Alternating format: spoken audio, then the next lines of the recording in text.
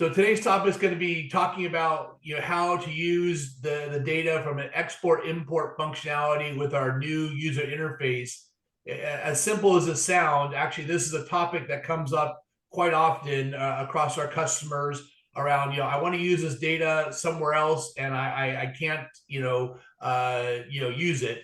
So, how can I export the data out of the system? So with that being said, let me turn it over to John Jackson, and we'll talk a little about our export functionality. Yeah, as Todd mentioned, this has been a big request for a while, and our new release being our new platform and everything, part of the purpose of that was enhancing a lot of the features that you're going to start seeing here rolling out relatively quickly over the next few days and weeks. Let me share my screen right quick. Give me a second. There we go. All right. Can you see my screen? It is loaded now. All right. Well, we have been, whoops. Let me close all that. Yeah. So this is I'm going to go back into the dashboard, right? This is something you guys are probably used to seeing. Going into the schedules now, you'll notice a lot of the reports now have the ability to export to Excel, and I haven't even used it a whole lot. So we'll see it today. So I've got a schedule here where I've got 5% of my 5% of the changes were made. When I go into that report, here's all of the changes that I've made, right? This is added activities, description changes, and so forth. And you'll notice up on the top left, there is an export to Excel. Along with items here, I can select whether I just want tasks or just milestones, summaries, whatever. I can select from those.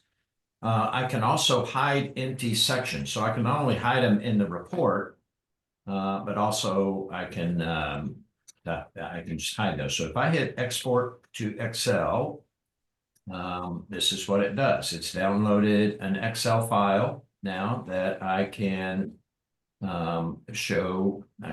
Let's see if it's giving me an opportunity to open that. So it's going to open Excel, and here is my schedule comparison report. So basically it has a tab. Here is just the summary. Here's the schedules that were compared. Here's the different stats on those schedules. Now I can look at each one of those sections has a separate tab, and you'll see that across all of the reports. I can scroll down through here, all of the different. Here's the new critical path activities. Here's activities no longer on the critical path. So this is really going to be helpful if you're, if you like copy and pasting, or, basically you'll notice on some of the reports I'll show you here in a moment, if you want to be able to put charts together in Excel or whatever you might use. So they're very easy to use, the export function.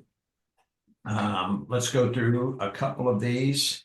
You'll notice that's the case. They're still adding some. Here's the execution report. As an example, I use some of the narratives that I'm required to prepare on projects. They want to know what activities were completed last month, right? Or what activities, whatever. So this makes it very easy for me to, here's the activities that didn't start, that were supposed to start. Here's the activities that didn't finish, but here's the task that successfully started, and here's tasks that successfully finished. So I can actually use this execution report, in fact I do, to get the list of activities that completed in the last month for my monthly narrative. So once again, I plug the export. I'm not going to do all of these, but I will do a couple. I open that Excel chart, and once again, you'll see multiple tabs. Here's a summary. Here's the summary from the scoring, how we came up with the score, how you got the score. Here's the tasks that failed to start, failed to finish, tasks successfully started, and here's the task that finished. Then you'll notice on the Excel, this is one of the changes to the execution report. I forgot to mention this. That's really, really nice. Before we used to have added and deleted activities, and we combined things now to where we just have an unplanned task. In other words, if I had a task, let's go back to this particular report. If I had a task, you know what? If you remember, the execution report is looking at tasks that were, you know, if I'm comparing a January to a February, the execution report is saying, okay, you know, in your January schedule, you said you were going to do all of the start and finish these activities in that next, you know, between now and the next schedule update. So then you do the update, you look at February, you upload February, it looks back at your January schedule, and it says, it looks at it in this case, and it says in between, and I'll use this specific one. This is a weekly update. In between February 15 and February 22nd, my schedule showed I was going to start 45 activities in that window, and I was going to finish 40 activities in that window, right? But I actually only started of those 45, I only started 24, which is 53%. I had said I was going to finish 40, and of those 40, I only finished 24%. So this is kind of the combined, that's 60%. So combining the start percentage and the finish completion, the start and the finish completion percentages is how we come up with the index. But what's also been added here is this table of unplanned tasks. So for example, I may have had activities, I didn't do a whole lot in that particular period that I said, I only did 50%, but I also, I may have pulled activities in the future. I may have pulled them into this same window. So even though I didn't execute everything I said, I may have performed a lot of tasks that weren't scheduled till the future, but I showed them here, or I added activities or whatever. And so now this has the unplanned task, which is basically showing that in most cases, these are tasks that were planned further out into the future, not within that window, but we actually brought them back and performed them during this time frame. Anyway, now obviously I can export all of that to Excel, just making reporting a lot easier. John, we have a question from the chat here. Angela just tried to export the execution report filtered by a subcontractor code. Is it at all possible for the filter applied to be included on the schedules or summary worksheet? That's a good question, and I don't know the answer for that. I'll have to, you know what, let's try one. I've got a project here that I know has some codes in it. Let's pick a period, and let's compare execution, crew type, right? So here I've got my drainage structures and everything. And let's see. Now I've filtered it just for the drainage structures. Let's see what it does to export.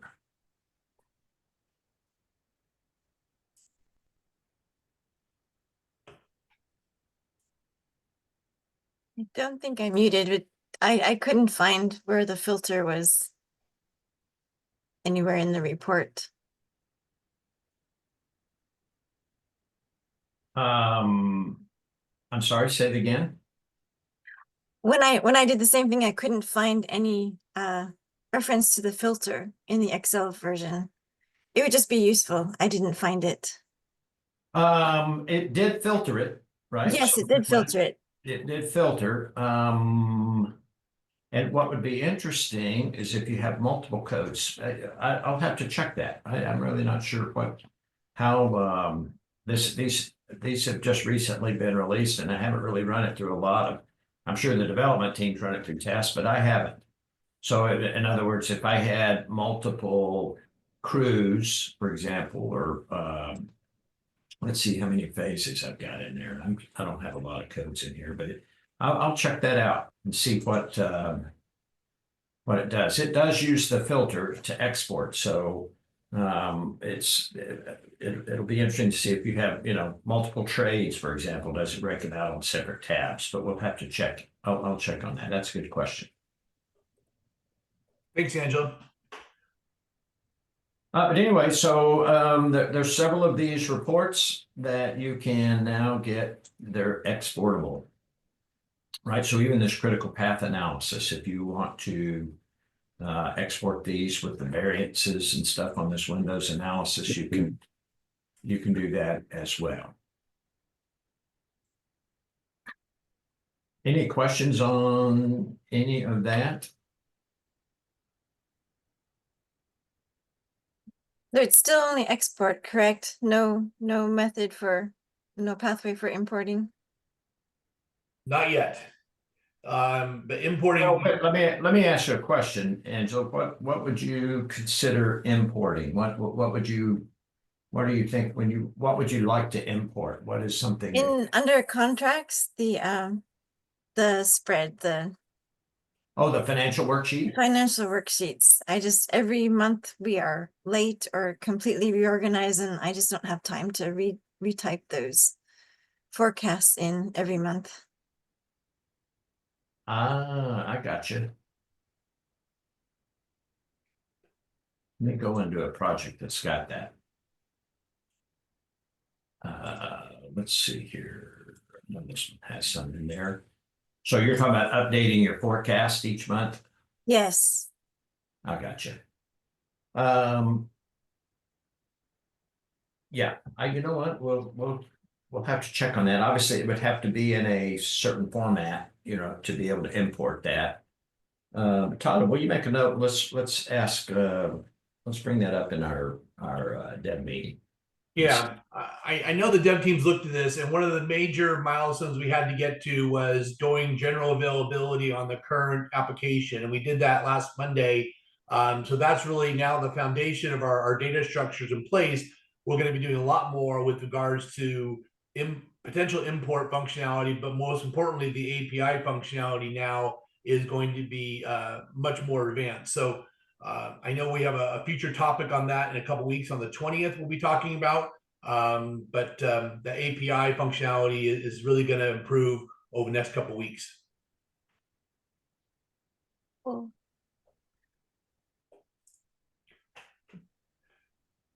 Okay. Any other questions on the export? Make sure as you do that, if you have any questions or whatever, feel free to reach out to us, and we'll continue to add more export features as they come up. Fantastic. Any other questions? Good. Well, today was, obviously kind of brief, but I think you guys had time for sure. Again, talking a little bit about the API functionality. This new functionality, what we're calling API Plus, is now available for customers who are using our application on a pay by project basis. I know I've spoken to a lot of customers over the last few weeks about this change that's happening. Most of our current customers are pay by user. And so if you're interested in taking advantage of the higher functionality coming out of the API, it does require a small contractual change to move to a pay by project. So please reach out to myself or the sales team member that supports you, and we'll definitely have a meeting and give you an overview of that new pricing model and the functionality of the API. Yeah, I just want to remind everybody too, we have, our user conference is coming up fairly quick. We've got about 90 days, and we're in the process of putting together our panelists. As you're aware, we are a Schedule Validator. To my knowledge, is the only user-driven quality reporting. In other words, at the summit coming up, we have in May, we will have or at the user conference, we'll have our the schedule scoring summit, schedule validation summit, where you can actually be a contributor. In fact, at the user conference, everyone gets to contribute a bit, but we'll actually have a panel that will spend, they'll volunteer some time going through the current scoring criteria. They will, kind of make suggestions for maybe some scoring changes or parameter changes, threshold changes, whatever. And then we get together as the panelists in front of all of our users that are in attendance and discuss, making changes to the schedule validation score. And we also are going to be, last year we did our first pass at what we call the KPI summit. In other words, if you take these, let me go here. If I go into my schedule and I upload a schedule, it's going to give me the ability to when I upload a schedule, it's going to take the parameters for that schedule, taking in the schedule quality, taking in the finish slip, the execution score, the critical path slip, critical path compression, all of those various KPIs that are built and added to every time you upload a schedule, and it's building an overall project score, right? So that's going to be released internally to our panelists that helped us prepare the initial scoring. We're going to be reviewing that and taking some time prior to the user conference to really go through kind of what we set up last year, taking a look at it. And then this year, this will be our second summit, and we'll be tweaking that, and then that'll be released to the public. So that's coming up in the next 90 days in preparation for the user conference. So if you'd like to participate in any of those panels, the schedule quality summit and the KPI summit, make sure you reach out to Todd and let us know, putting those together. And it's a lot of fun. It does take a little volunteer work, but to actually kind of research, here's what we're scoring, here's how we're scoring, and why we're, maybe a little history. We send out a packet and give you time to respond, and then you can present your recommendation. So look forward to that, and we would look forward to having as many people willing to participate as possible. We've had a lot of good input from our users over the years. John, we have a couple of questions. Raphael, you? Yeah, John, I've got some interesting things. I sent a thing to Todd yesterday. I've got a very one-eyed Acumen and Deltek user who I've been showing this to because I think I can do, well, it's very clever. There's certainly good, cool things in this. We got some different bases for the score. The SV said 61 and Acumen's got 68, and they did something else that's roughly the same. So I've got to really need to be able to tell them how that scoring works. So that from the conference, that's going to be cool. So if you've got any information I can have to satisfy them, because they're very high level people, they keep telling me, and they got a project that's in an absolute mess. But 61 to 68, the trouble is people look at something and you don't know how it got arrived at. And then the other thing is how simple it is. You've got everything in US dates. I never found turn it into Aussie dates. Yeah, you can change that, Raphael, that setting by choosing in your setup, choosing the date format. I can. Yeah, well, okay, sure. Because I thought, being that I said I'm in Australia, then the software would have just done it anyway without me having to bother. I mean, we give people those options for sure. I can do that, and I sent you a document last night when you raised it to me that describes our SV score. again, as John said, our goal is not to compare against another tool that has a different philosophy of how they go about scoring. Ours is a standard that we're setting in the industry based upon the 30 or 40 Yeah, people that that, contributed to have that's years of experience. yeah, that's why I use it. That the thing is, when you're doing peer reviews, I've got a sort of a 15, not much for you, but it's a $15 billion project on roads and bridges, and there are 5 tier 1 contractors who joyfully work together. They all do something different, and I'm sitting there as the independent auditor, trying to say that Fred's data's right, Joe's data's right, and Mary's data's right, and so I've got to try and use something I can match Yeah, well, what they're all doing. I'm not allowed to change. Obviously, I don't change information, but they're very insistent in meetings that, well, we use this and yeah, we think we're right. So yeah, I well, want to they're be able wrong. to hammer back. Yeah.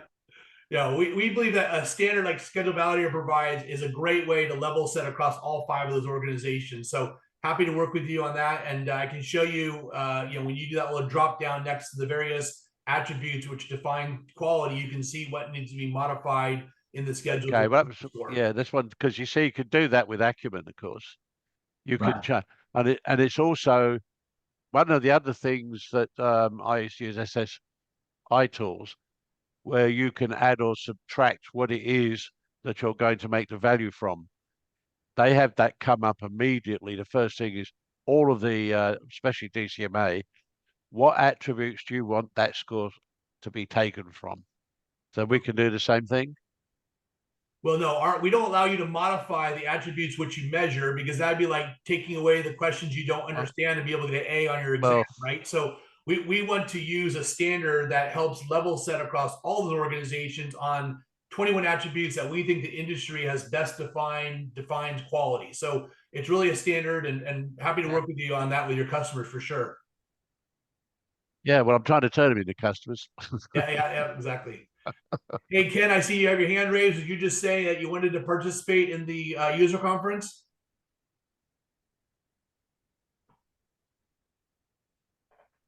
Mr. Cressman, you got a hand raised. Is that just to say, yep, I'm in for the user conference?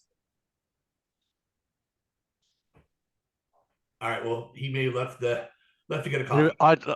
I would love to be at the user conference, but what you're doing to the Australian dollar is a disaster. I now only get about 59 cents US for every one. And Yeah, my daughter, who runs the account, says, "No, Dad, you're not going." did not go in. We'll miss you. Well, it's almost it. By the time you pay the charges, it's 100% increase. Yeah, And remember, people read numbers, not the money symbol. yeah, for sure. Yeah. All right, everyone. Have a great day. Thank you so much for participating today, and we look forward to see you. If you're interested, we're trying to get a little more advanced on the agenda of future topics. So please visit us at our user group on LinkedIn, and you can see the forthcoming topics. Thanks, everybody. Bye. Okay.